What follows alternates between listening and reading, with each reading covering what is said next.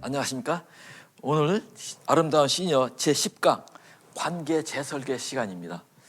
관계, 사람이 관계 속에 살아가죠. 관계가 얼마나 소중한지 여러분 잘 아실 겁니다. 첫 번째 시간에는 근친 관계가 좋아야 행복하다 보겠습니다. 먼저 노인이 되면 노인에 대해서 조금 이해가 되겠습니다. 내가 노인이 되기도 하고 내가 노인을 만나볼 때도 노인이라면 노인이 뭐가 다른가 한번 생각해보는 시간 가져보기 바라겠습니다. 일단 사람이 노인이 되면 신체적으로 변화합니다. 감각이 둔해지고 외모가 변하고 건강도 변해집니다. 사회적 변화, 역할이 상실되고 호칭이 변화되고 경제력이 감소되고 심리적 변화가 또 있습니다. 우울증이 올 수도 있고 경직적이고 수동적이고 어떤 그런 성격의 변화, 심리적 변화가 있는데 노인은 누구나 이런 변화를 겪을 수 있다. 정도의 차이는 있지만 그런 변화를 느낄 수 있다는 걸 한번 참고로 생각하시기 바랍니다. 노인인권 종합 보고서 주요 내용을 보니까 뭐라고 돼 있냐면 노인들을 조사해 봤더니 노후 준비를 하지 못했다. 그런 것들이 제일 큰 거로 나왔고 연금이 부족하다. 생계 곤란에도 도움을 못 받는다. 재무 계획을 위한 상담 서비스를 못 받았다. 이런 것들이 나와 있었다는 걸 참고로 말씀드립니다. 여러분들 노후 준비를 잘하는 중에 있으니까 이렇지는 않을 거라고 생각합니다. 대인관계를 재설계해야 되는데 왜냐하면 내가 직장 생활하고 사업을 할 때 내가 그 사회에서의 관계와 내가 은퇴를 하고 밖에 나와서 시니어로서의 관계는 재정립이 필요합니다. 그래서 재설계를 할 때 첫 번째 중요한 것이 뭐냐면 가족 간의 관계가 다릅니다. 이제 부부관계가 다릅니다. 친구들과 관계, 사회복지를 이용하는 것, 봉사활동 여러 가지 있는데 특히 부부관계가 가장 다뤄집니다. 보통 우리가 말할 때 남편은 바깥 사람, 바깥 양반, 여자는 안사람, 아내, 집사람 이렇게 말합니다. 다시 말하면 여자가 집주인이고 남자는 바깥 일을 하던 사람인데 은퇴를 하면 남자가 바깥에 안 있고 안으로 들어옵니다. 들어와서 거실에서 집사람의 주도권 쟁탈전이 벌어지기 때문에 부부간에 갈등이 있는 겁니다. 그러면 바깥에서 들어온 남편이 아내에게 주권을 인정해주면 평화가 유지되는데 주권을 인정하지 않으면 거기서부터 갈등이 시작돼서 이혼까지 이르는 황혼이혼이 많아지고 있습니다. 관계가 무엇인가? 친구와 배우자와 동료와 부모와 이웃과 관계, 대인관계를 말하는 건데 관계 재설정과 소통의 자세는 뭐냐면 고정관념 버리고 존중해 주기입니다. 먼저 다가가기, 유연한 사고를 갖기, 그들의 문화를 이해하고 공유하기. 이건 젊은 세대, 어린 세대하고 할 때나 같은 동료의 세대거나 상대방을 이해해야 된다는 뜻입니다. 의사소통 유형이 있습니다. 모두가 내 탓이다. 무슨 사건이 벌어지거나 갈등이 벌어지면 내가 잘못했어 하는 사람이 있는 반면에 어떤 사람은 모두 네 탓이야 라는 사람도 있습니다. 어떤 사람은 너와 내가 똑같이 잘못했다. 어떤 사람은 너와 나와 같이 중요하다. 내 탓도 있고 네 탓도 있고 내 잘한 것도 내 잘못한 것도 있다. 그걸 객관적으로 보는 시각도 있습니다. 여러분들은 어떤 형태에 속하는가 한번 냉정하게 생각해 보세요. 내가 무슨 사건이 있을 때, 특히 부부싸움 할 때, 가족 간에 문제가 생겼을 때 내가 잘하기를 원하는지 내가 잘못했다고 하는 건지 어떤 상태로 해서 싸움이 벌어지는지 한번 생각해 보시기 바랍니다. 사람은 누구나 잘하는 것, 못하는 것이 있고 좋아하는 것, 싫어하는 것이 있습니다. 그런데 너는 왜 그거는 못해? 라고 말할 자격이 나한테 있습니까? 너는 왜 그거 싫어해? 나는 좋은데? 그렇게 말할 자격이 없습니다. 그 사람은 그 사람의 권리입니다. 근데 우리가 보통 나 중심으로 생각하면 못하는 거 탓하고 싫어하는 거 탓합니다. 그러면 갈등이 생깁니다. 아내는 숲에서 태어나서 숲에서 자랐습니다. 남편은 사막에서 태어나서 사막에서 자랐습니다. 문화가 다릅니다. 생각이 다릅니다. 보는 관점이 다릅니다. 가치관이 다릅니다. 어떻게 다를까요? 여러분들 어떻게 다를까요? 여러분들 부부는 성격이 꼭 잘 맞습니까? 남자는 존경받고 싶은 욕구, 여자는 사랑받고 싶은 욕구입니다. 여자한테는 사랑해야 된다고 하고 남자한테는 존경해야 된다고 말하는 것이 효과적입니다. 여러분들 그런 거 알고 계시죠? 알고 계실 거라고 생각합니다. 한번 내용을 읽어보세요. 이성적이고 문제지향적인 남자든 여자들은 감성적이고 관계지향적입니다. 남편 생각과 아내 생각이 다릅니다. 은퇴 후에 어떻게 할까? 어디가 살까? 어디서 살까를 정하는데 남편들은 농촌으로 가길 원하는 사람이 많습니다. 여자들은 절대로 안 갑니다. 도시가 편리하고 친구들이 다 여기 있는데 내가 왜 시골 가? 고생해? 안 갑니다. 부부와 함께하는 시간, 남편은 그냥 계속 같이 있었으면 좋겠다 그러는데 하루 종일 있으면 같이 있으면 좋겠다는 여자들은 남편하고 같이 있기를 원하지 않습니다. 은퇴를 해도 남편은 남편대로 여자는 여자대로 따로 뭘 갖고서 있기를 원합니다. 분리되기를 원합니다. 부모 부양 방법, 남편은 내 부모니까 내가 직접 부양을 하거나 간병을 하기를 원합니다. 근데 여자들은 반대합니다. 그러면 아내가 반대하는데 남편 강제로 하겠습니까? 여러분 어떻게 생각하십니까? 우리나라 돈입니다. 1,000원짜리 3개, 5,000원짜리 율곡, 10,000원짜리 세종대왕이고 50,000원짜리 누가 있습니까? 신사임당입니다. 남자입니까? 여자입니까? 여자. 21세기 여성시대라고 그랬어요. 저는 아내하고 아내 성격을 바꾸기 위해서 30년 동안 갈등을 했습니다. 그랬는데 성격이 바뀌질 않아요. 사람 성격은 사람이 절대로 못 바꿉니다. 다시 말하면 저 솔직히 말씀드리면 제 아내는 좀 털털합니다. 근데 털털한 걸 깔끔하게 바꾸고 싶은데 바꿔지질 않습니다. 그래서 제가 대신 깔끔해졌습니다. 어떻게 깔끔해졌냐? 아내가 옷이나 양말이나 아무데나 버리면 제가 다 주워 담습니다. 그러면 잔소리할 일이 없습니다. 그러면 평화가 옵니다. 은퇴 후에 아내가 발목을 다치거나 어깨 수술에 다친 적이 있었습니다. 다쳤습니다. 팔과 다리가 아픈 여자는 아무것도 할 수 없습니다. 설거지도 못하고 청소도 못하고 세탁도 못합니다. 제가 다 배워서 다 했습니다. 그랬더니 아내가 자기는 남편 없으면 절대로 못 산다고 합니다. 제가 자랑하려고 그러는 것이 아니라 여러분들도 아내에게 맞추셔야 된다는 걸 말씀드리는 겁니다.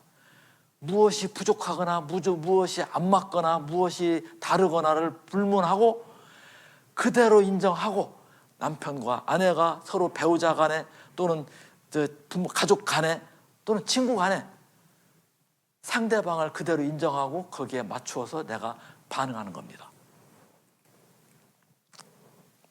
관계에 있어서 나이가 들면 외로워집니다. 할 일이 없어지고 시간이 많아지고 찾는 사람이 없어지고 또 몸이 아파지고 하면 외로워지고 고독해지는데 영국에는 외로움을 담당하는 장관이 별도로 있답니다. 시민사회장관이 겸임을 한다는데 영국 인구 6,600만 명 중에 900만 명 이상이 항상 외롭답니다. 한 달에 20만 명 노인이 친구나 친척과 대화를 해본 적이 없답니다. 75세 이상 절반인 200만 명이 혼자 살고 치매에 걸릴 확률이 64%가 된다. 이런 분들을 위로하기 위한 정책을 담당하기 위해서 외로움 담당 장관이 있다. 우리나라에도 그런 장관이 올지 모르겠습니다만 우리 기독교인들은 크리스천들은 교회에서 그런 것에 대한 공부는 미리 다 했을 것이고 저 가정에서 우리가 내가 반응하는 방법만 바꾸면 이것은 해결될 거라고 생각합니다. 고령자 자살 이거 문제가 많죠. 세계 1등입니다. 자살률이. 자살자가 하루에 35명에서 45명 35명에서 40명 사이를 해마다 왔다 갔다 하고 있는데 한 30, 40분 만에 한 명씩 죽습니다. 하루에 1,000명 정도가 시도를 해서 이제 한 3, 40명씩 계속 이렇게 매일 그렇게 죽는다고 그러는데 참 기가 막힌 일입니다. 여기 또 우리가 이혼을 하는데 이혼 문제를 한번 다뤄보는데 1년에 한 12만 쌍 정도가 이혼을 하는데 그중에 3만 쌍 이상이 황혼이혼입니다. 50세가 넘어서 20년 이상을 살고서 이혼하는 사람을 황혼이혼이라고 하는데 왜 황혼이혼을 하겠습니까? 아까 말씀드린 것처럼 부부간의 갈등 그래서 해결하지 못했기 때문에 그렇습니다. 이런 것들에 대해서 상담을 받기를 원한다면 건강가정지원센터, 한국가정법률상담소, 다문화가족지원센터 이런 데 상담을 하면 무료로 상담을 받을 수 있기도 합니다. 참고로 말씀드리는데 은퇴 후에 가족들이 부부관계에 금기어가 있습니다. 상대를 남으로 대하는 말. 뭔 상관이야? 귀찮아, 짜증나, 자꾸 물어보지 마. 상대를 무시하는 말. 능력이 그거밖에 안 돼? 나한테 해준 게 뭐가 있어? 놀면서 그것도 못해? 이렇게 말하는 말. 우리 이혼하자. 우리 관두자. 이제 그만 살자. 도대체 뭘 배우고 컸어? 당신 집안은 왜 그 모양이야? 우리 남편은 맨날 저래. 이런 사람을 마누라라고 데리고 살아 내가. 불쌍하지. 이렇게 말하는 사람이 여러분 가운데는 한 명도 없을 것입니다. 근데 밖에는 덜어 있어요. 이렇게 하면 안 된다는 얘기입니다. 최고의 은퇴를 위한 부부 생활 10계명이 있습니다. 일 대신에 감정을 털어놓고 다른 정체성을 갖깁니다. 그런데 제가 살아보니까 수십 년 저도 공직생활을 했는데 수십 년을 공직생활하다 딱 내려놓으니까 관성의 법칙에 있어서 그런지 안 하면 허전하고 내가 무용지물이 된 것 같은 무용감이 듭니다. 그래서 뭔가를 해야 됩니다. 뭔가 일거리를 찾게 됩니다. 그걸 내려놔야 되는데 그게 잘 되지 않았습니다. 중요한 것은 복합적 감정을 마주할 준비를 해라. 일상에 어떤 감정이 복합적으로 들어요. 섭섭한 감정도 있고 좋은 감정도 있고 뭐 미안한 감정도 있고 뭐 하고 싶은 얘기가 있을 텐데 그럴 때 솔직하게 얘기할 수 있어야 됩니다. 그래서 문제가 생기면 바로 얘기해야 됩니다. 마음에 담아두면 안 됩니다. 그렇게 말하면 내가 섭섭하다든가 당신이 그런 뜻이었냐고 물어본다든가 그때그때 풀고 넘어가야지 담아두면 쌓여서 이게 폭발력을 갖게 됩니다. 상대의 물리적 정신적 공간을 허락하라. 배우자에게 사생활을 인정하고 시간도 주고 공간도 줘야지 내가 통제하려고 하면 절대로 안 됩니다. 아침에 남편이 취미생활 공부하러 따로 나가고 여자가 따로 나가고 어떤 사람 같이 가는 사람도 있습니다만은 따로 나가더라도 타치하지 마셔야 됩니다. 각자의 생활과 시간과 공간에 대한 독립심, 공간을, 정신적 공간을 허락하라. 물리적으로 그런 얘기입니다. 한번 10가지 제명을 천천히 살펴보시기 바랍니다. 살아가면서 사귀어야 할 친구가 많습니다. 내가 고독하지 않기 위해서, 외롭지 않기 위해서 친구가 많이 필요하다고 보도된 자료가 있었는데 건강관리에 철저한 친구, 성격이 낙천적, 유머 감각 있는 친구, 취미가 다양한 친구, 마음이 젊은 친구, 전화할 수 있는 친구, 봉사하는 친구, 나이 든 친구, 옛 친구 다 좋습니다. 제일 중요한 건 배우자입니다. 배우자는 청년 시절에는 연애 대상이었습니다. 연애했죠. 연애 다 했죠. 중년에는 친구요. 동반자입니다. 동반자. 노년에는 간호사입니다. 아내가 아프면 아들, 딸이 와서 간호합니까? 남편이 간호합니다. 저는 해봤습니다. 남편이 아프면 누가 간호합니까? 아내가 간호합니다. 대개 수명 차이가 있기 때문에 아내가 남편보다 나이가 몇 살 적거나 또 수명이 더 길기 때문에 평균 한 10년은 여자들이 더 혼자 살 가능성이 높은데 남자들이 먼저 죽는 것이 사실은 복이라고 저는 생각합니다. 그래서 남편들을 간호할 때가 많은데 아내에게 간병을 잘 받으려면 평소에 잘 쌓아놓은 사랑을 많이 쌓아놔야 됩니다. 제가 노인복지관 같은 데서 대면 강의를 많이 하는데 가서 물어봅니다. 물어보면 할머니들이 그래요. 저 왼수를 내가 왜 간호하느냐는 거예요. 이혼 못해서 겨우 살았는데 아프기만 하면 바로 요양원 보내겠다는 거예요. 요양병원 보내겠다는 거예요. 여러분들 가운데 그런 분이 없기를 바랍니다. 배우자를 가장 중요시한다. 은퇴 한국인의 자기관리조항 14조항 미주리 대학에 있는 장원호 교수가 개발한 건데 사람, 관계, 행복 이거에 대해서 14가지를 써놨습니다. 한번 여러분들이 화면을 정지하고 읽어보시기 바랍니다. 행복하려면 요즘 이런 유행을 아마 들어보신 분이 있을지 모르겠습니다. 박사, 어떤 분야의 전문가를 박사라고 그러죠.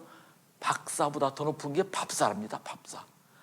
나이가 들어서 시니어가 돼가 누가 밥을 사주는 사람이 박사보다 위입니다. 그 밥 사는 사람보다 위가 봉사자고 봉사자보다 위가 감사하는 사람입니다. 성경에 있죠. 대접받고 싶은 대로 대접하라. 황금률이 있습니다. 또 범사에 감사하라. 항상 기뻐하라. 근데 우리가 뭘 감사하고 뭘 기뻐하는지 한번 생각해 보시면서 우리가 북한에 있는 김정은 원수 때문에 괴로운 것이 아니라 집안에 있는 왼수 때문에 괴롭습니다. 어떤 사람은 안방에도 있고 건너방에도 있습니다. 안방의 왼수는 배우자고 건너방의 왼수는 독립하지 못하고 결혼하지 않고 있는 자녀들입니다. 가까운 사람과 관계를 재정립하지 않으면 관계 재설정 출발이 되질 않습니다. 이번 시간에는 은퇴 후에 시간 관리를 함에 있어서 관계 재설정, 인간관계를 설정할 때 가까운 사람과의 관계를 재설정하자. 이것을 주제로 말씀드렸고 다음 시간에는 소외, 고독 대책에 대해서 더 말씀드리도록 하겠습니다. 감사합니다.